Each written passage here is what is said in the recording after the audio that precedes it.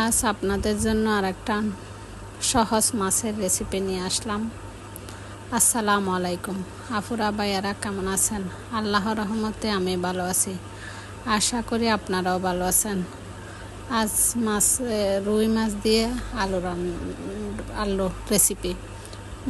এটা ব্যাচেলারদের জন্য বেশি উপকারী রান্না, কারণ এরা সবজিও পাবে, মাছও পাবে, দুইটা একসাথে উপভোগ করতে পারবে।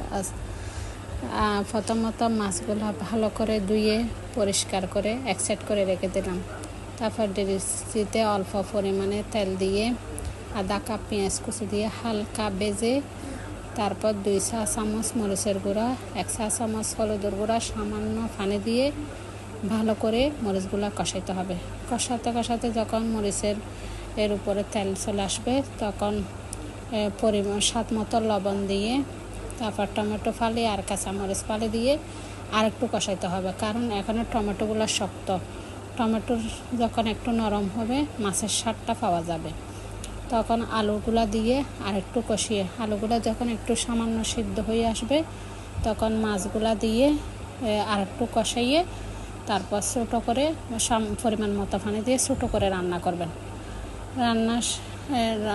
যখন রান্না শেষ হয়ে যাবে, তখন নামানোর আগে ধনিয়া পাতা কুচি দিয়ে নামাই পরিবেশন করবেন।